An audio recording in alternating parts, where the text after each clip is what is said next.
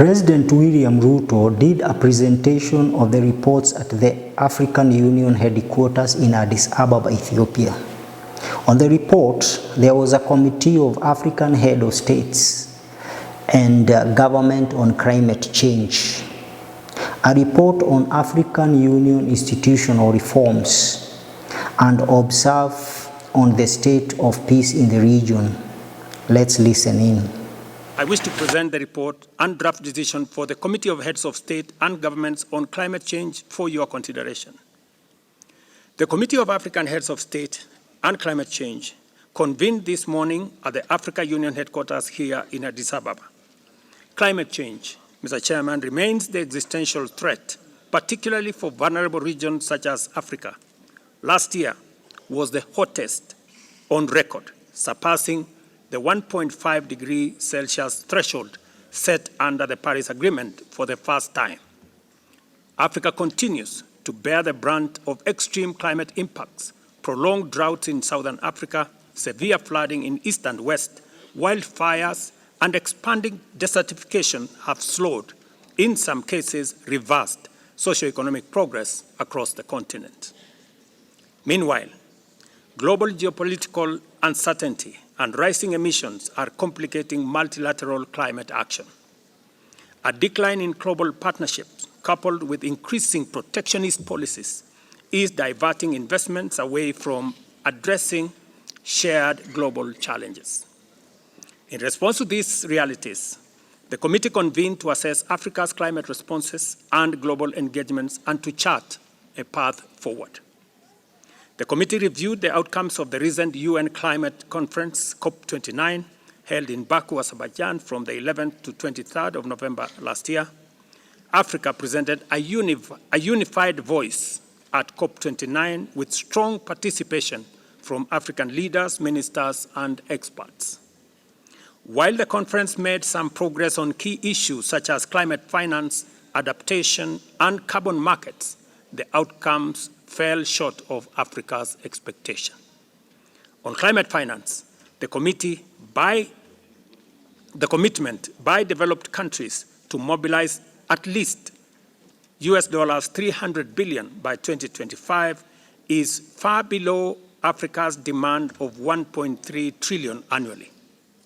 Nevertheless, Africa must actively engage in discussions to ensure that the roadmap towards the 1.3 trillion US dollars target is finalized at the next COP in Brazil. COP29 concluded negotiations on carbon markets, which beyond climate benefits hold the potential to generate significant economic and social gains for Africa. Several high-level African-led events were held at COP29, including discussions on measuring Africa's green growth that was sponsored by Africa Development Bank, Congo-Brazzaville, and Kenya. The recommendations from these events will be considered by the Assembly. The committee expressed concern over the limited investment in Africa's energy sector, which accounts for only 1% of global energy investments, despite widespread energy poverty and Africa's vast renewable energy potential. The committee welcomed the outcomes of the recent Africa Summit on Mission 300 held in Dar es Salaam, Tanzania, which aims to accelerate energy access across the continent. The Assembly is also requested to consider institutionalizing Africa's Green Industrialization Initiative and the Accelerated Partnership for Renewable Energy in Africa, both launched at COP28 in Dubai. In this regard, Mr. Chairman, the committee welcomed the support of the African Continental Free Trade Area Secretariat and its partners for these Pan-African initiatives. The committee appreciated the financial and institutional support provided by Afrexim Bank, the Africa Development Bank, and other stakeholders in sponsoring Pavilion at COPs, which serves as a hub for African events. Reports from the Africa Union Climate Commissions and a co-host, including the Africa Islands Commission, the Congo Basin Commission, and the Sahel Region Commission were received, and the committee acknowledged the programs and projects implemented under these bodies. The committee also reviewed follow-up actions from the inaugural Africa Climate Summit in 2023, including the Assembly's decision to hold summit biannually. Within the next 2 weeks, Mr. Chairman, we will receive proposals from countries interested in hosting the second Africa Climate Summit to be held in the first week of September 2025 in collaboration with the Africa Union Commission. Kenya is prepared to host the summit. The committee requests the Assembly's endorsement unless negotiations with other countries are concluded. Excellencies, climate change is now a central issue in international finance, development, peace, and security. It is imperative that the Assembly strengthens its engagement on climate matters. Excellencies, the report and decisions of CAHO's meeting previously circulated have been refined. The Secretariat will share the final version for your consideration and adoption. I take this opportunity to thank CAHO's members for their active participation and valuable contribution. Excellencies, I submit this report for the adoption and endorsement of the Africa Union Assembly, and I thank you for your attention.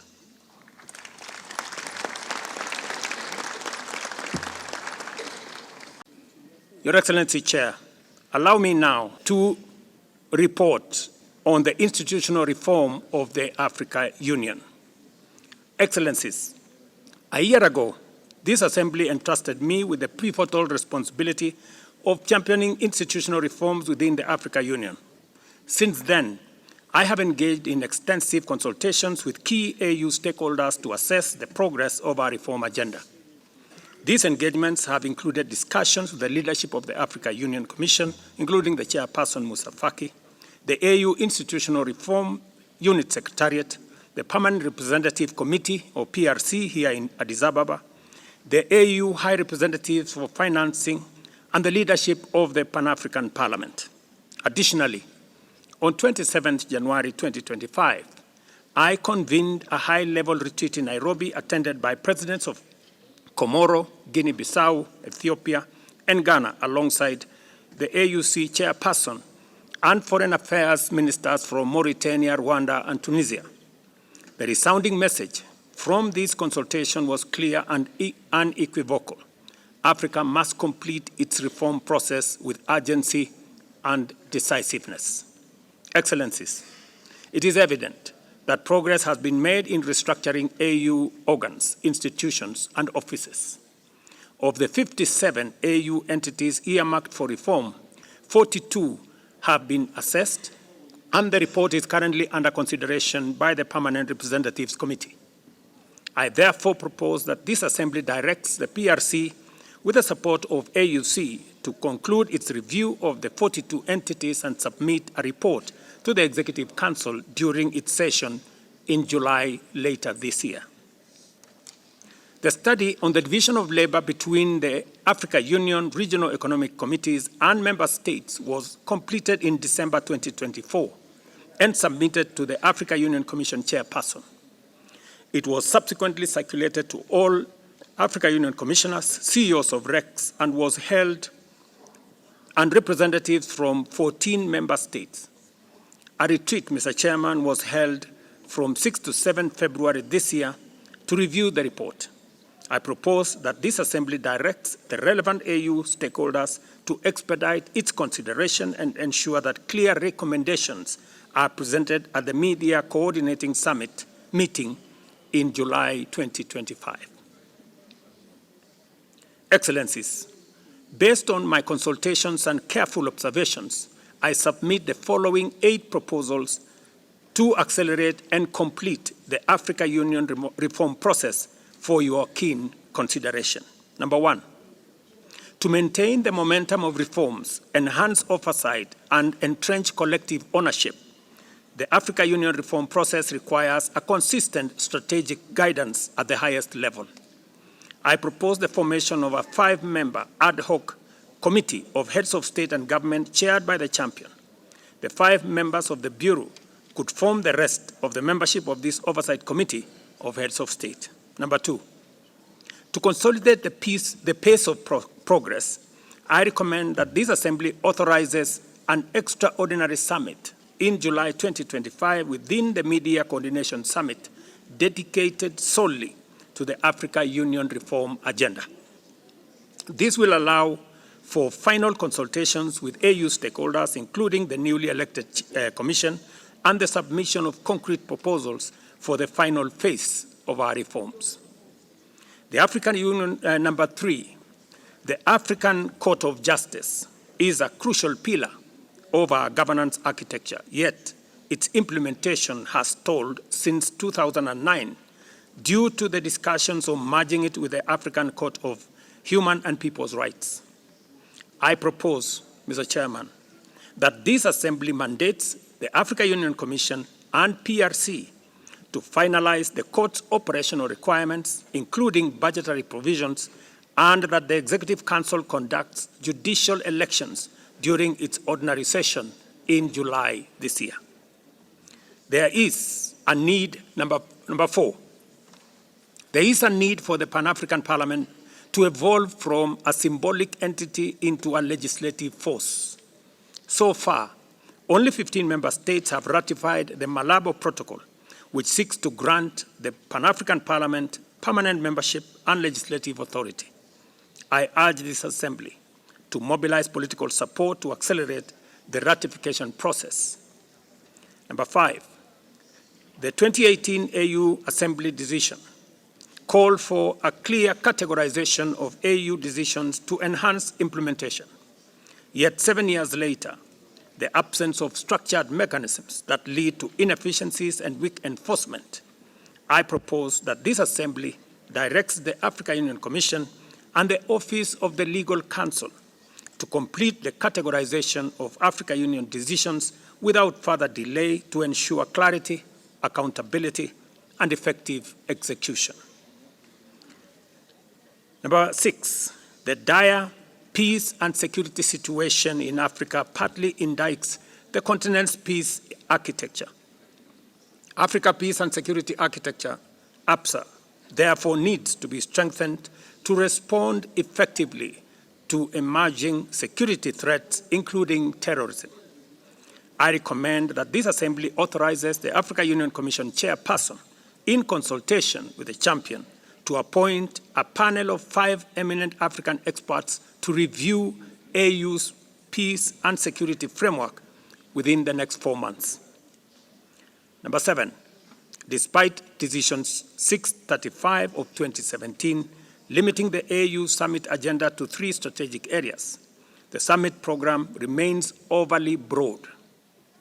I propose that this Assembly reinforces Decision 635 by delegating non-strategic matters to the Executive Council and recommends a review of the Assembly's format at the extraordinary summit in July this year.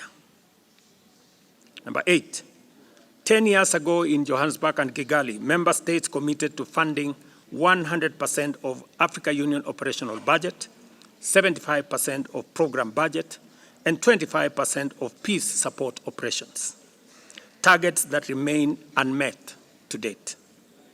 I propose that this Assembly directs the Executive Council to convene an extraordinary session with finance ministers to develop a roadmap for achieving these targets within 5 years. To guide this process, I further propose that the Assembly directs Dr. Donald Kaberuka, AU High Representative for Financing the Union, to develop a concept note and discussion paper to guide the proposed joint ministerial meeting. I wish to take this opportunity to make some observations on the report of the Chair on the state of the peace and security in our continent that was earlier adopted. Kenya underscores the urgent need to intensify efforts in creating an enabling environment to navigate current vulnerabilities and address emerging threats and risks. To this end, Kenya remains steadfast in anchoring the search for peace in our region. In South Sudan, Kenya continues to engage with all parties through the Tumaini Initiative to foster lasting peace and stability. In Sudan, we urge an immediate cessation of hostilities, robust response to the worsening humanitarian crisis, and unwavering support for a Sudanese-led transition. In the Democratic Republic of Congo, Alongside the Southern Africa Development Community, we have outlined a pathway towards de-escalation and peace. This framework was adopted by the Africa Union Peace and Security Council, and I call upon the international community to rally behind the joint Nairobi-Luanda initiatives to ensure its success. As this assembly is aware, Kenya is leading the United Nations Security Council mandated multinational support mission in Haiti. We undertook this responsibility on behalf of our union, recognizing that Haiti is part of AU's 6th region. I extend my gratitude to AU member states that have pledged their support for this mission since its deployment in mid-2024. The MSS has achieved significant milestones in dismantling criminal gangs and restoring state authority in parts of Port-au-Prince in Haiti. I have proposed the adoption of a draft declaration on AU solidarity with Haiti, affirming its status as part of our 6th region and ensuring sustained support for the mission.